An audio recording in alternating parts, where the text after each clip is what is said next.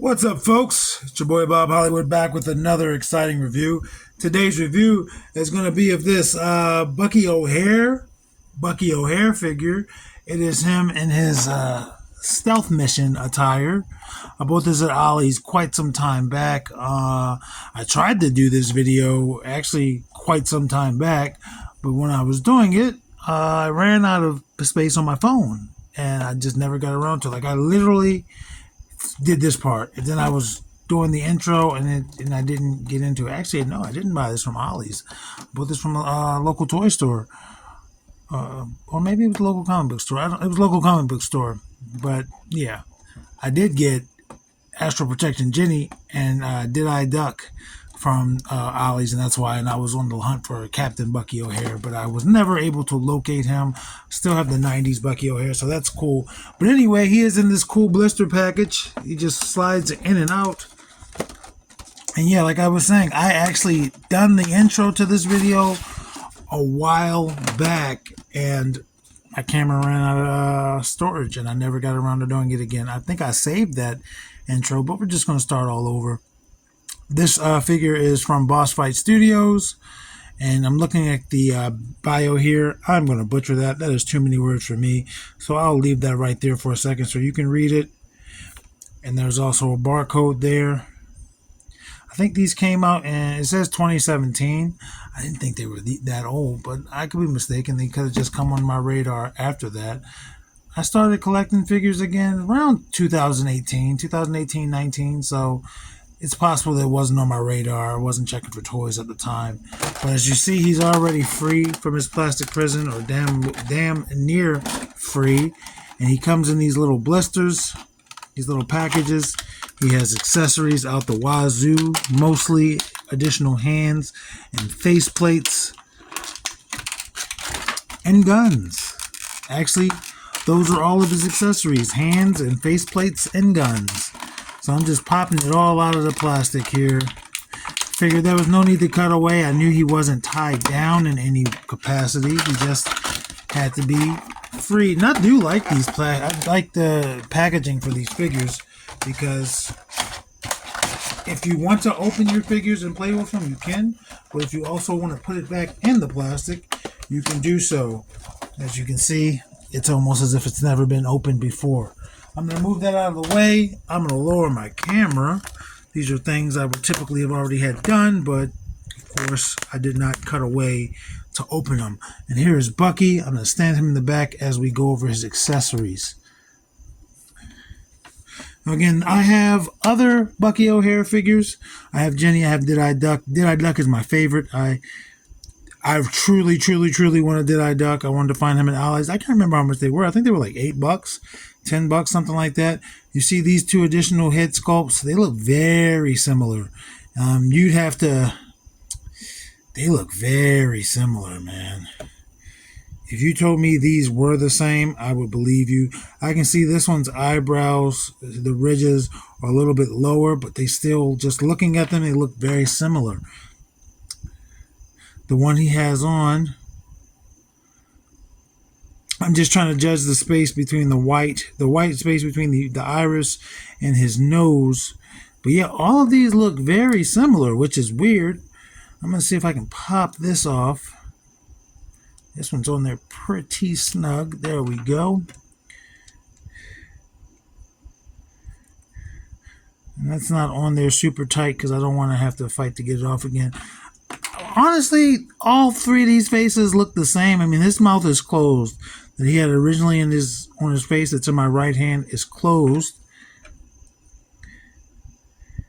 And this mouth in my left hand is slightly closed, or closed slightly less, or closed slightly more rather than the one that I have on here. So there are differences. It's just hard to tell. I'm just going to go ahead and pop this original on him. There we go. I'm going to stand him back there. We're not going to do any more with the additional face plates. He does have an additional 4 extra hands, 2 for each side. So here in my hands now are his right hands. There's this open hand. Can't grab anything. It's just an open hand. Maybe if you held it like this, he could put something on it, but it can't really hold anything. And then this other right hand is a fist, and he can't hold anything with this. Of course, he does have a gripping hand already on his right hand, and we're going to pop that off and put the fist on.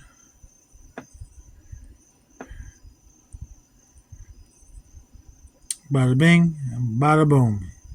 And you see how easy that is to pop off. And then this, for his left hand, he's a pointing finger. Go, go, we gotta go that way. He's pointing there. And his other left hand is another fist. So he can only hold his gun with his right hand that came with him on the packaging. I'm going to pop this pointing hand on the left hand. And then I'm going to pop that gripping hand back on his right hand. And you can see it can be difficult sometimes. The peg on his elbow came out of his bicep. It's not supposed to do that, but these are very tight. So you might want to apply some heat just to give you a little bit of extra, a little bit of leverage, but even though I don't think that'd be much help. So I did all his hands. Let's do his guns. He has 2 of them, but again, he can only, well, I guess he could hold the gun with either hand. I don't know how I missed this hand. How did I miss this hand? He does have a left gripping hand. How the hell did I miss that hand? I don't know. He does. He can hold the guns with both hands. But I'm going to put one gun in his right hand that's already attached, and we'll go over that in a second. I just want to go over the gun by itself. It's a dark gray, almost, it looks like it could have a blue tint to it, but I doubt it. I doubt they'd waste the money doing that. It has 2 holes on there. This bottom hole is going to be for his trigger fingers, and as you can see, it's for that trigger finger.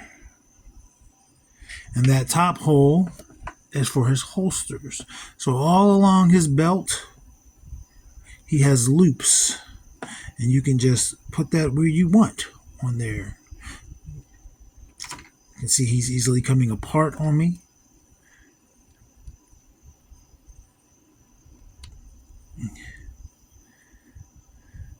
You can put it on the side, you can put it on the back, you can put it in the front. Wherever you think your Bucky is easier to get to. And yeah, you see he's coming apart.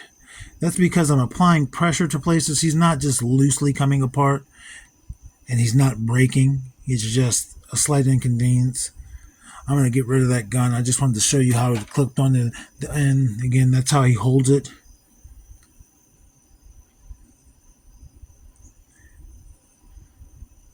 Come on, sucker. I don't know how Bucky O'Hare sounds. I haven't seen that cartoon in forever.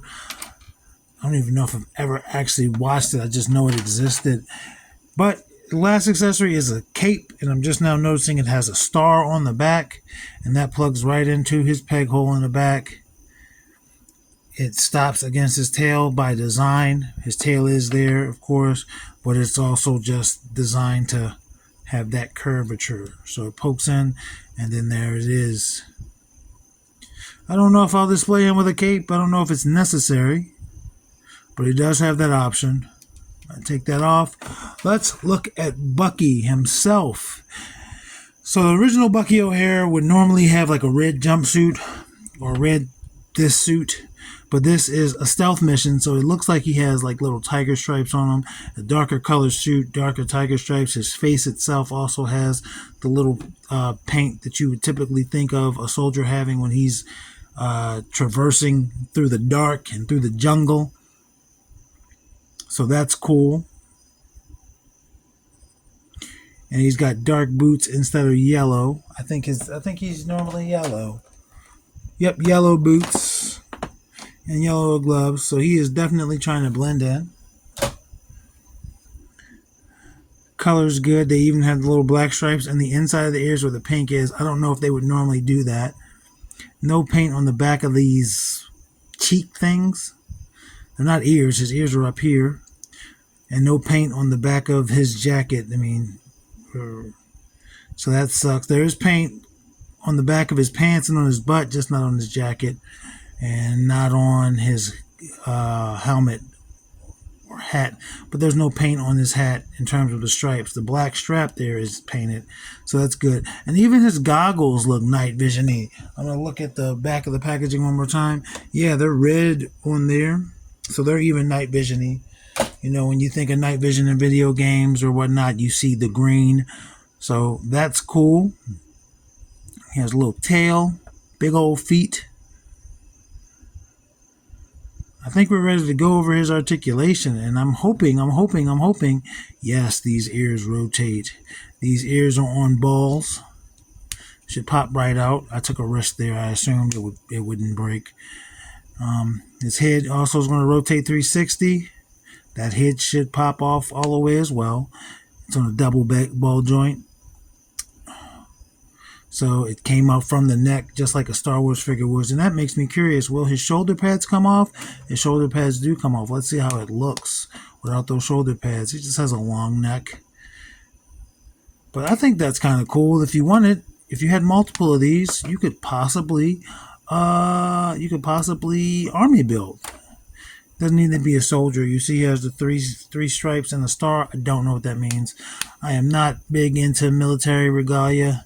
He has the stars on the front of that as well. But yeah, that pops off. You could have this. You could have him be, you could just army build little rabbits if you wanted. And that's a cool idea because in my world, in Hollywood, Bucky O'Hare is the military leader of a country called the Borough, which is home of lots of little rabbit creatures. So that's cool. Again, we saw how his face paint pops off. His face mask, rather, pops off. I love that. That reminds me of old school, like Warner Brothers or Looney Tunes, rather. I mean, that is Warner Brothers. But like when Daffy Duck gets his bill shot off. I did a comic on my YouTube, not my YouTube, on my Instagram years ago, Rabbit Season versus Duck Season, that had not Bucky O'Hare, that had Did I Duck, but from the original 90s line, not the newer one.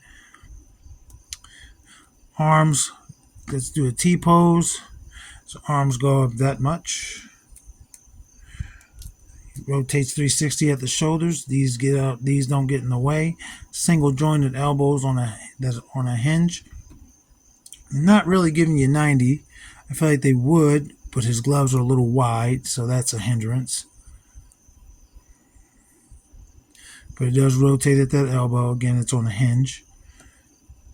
And he doesn't have wrist articulation, but the glove itself will rotate.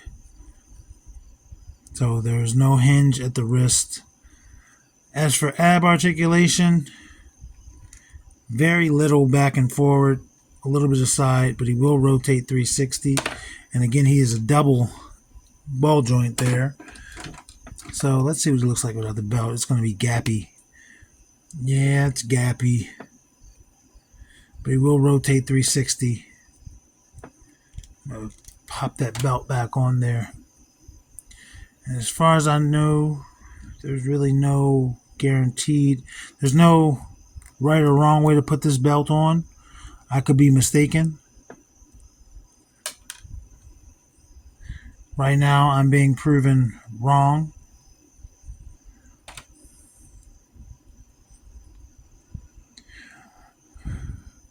Ugh, that gap is still there.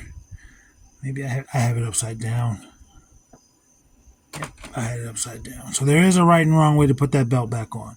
Now, my issue, and again, he can rotate two places. My issue that I had with Jenny, I never reviewed Jenny, but her hips would come off. God dang it, this damn belt. I'm trying to pull his leg off, and that comes off. But hers did it just like how he's coming apart at the waist. Hers did that there, but she had much thinner legs, and she's harder to stand. She's a taller figure with a big head, and she has high heels. He has a big foot. He's not falling over. She has little tiny shoes, and I don't have her at my disposal, else I'd show you. But yeah, so his leg goes forward that far, goes backward almost just as much. This is the best his split will do because of the little side of his pants are too flared out. And then there is his knee bending, single joint, just like his elbow. It does give you 90 degrees. It will rotate 360 at that knee. And he has a forward. Here's a pin for there. And there's a pivot. And his final piece of, well, second to last pieces of articulation, he has a toe articulation. So that is cool. But his final piece of articulation is his tail. His tail does rotate. It's not on a ball, but it does rotate. So there's this guy. He gave me some pains. He was a pain in the butt. He looks damn good. And I'm just now noticing on camera, he looks more blue than he is. There's a lot of teal in there. There's some green in that blue. There he is. Let me bring him a wee bit closer. Let me get his height. At the top of his ears,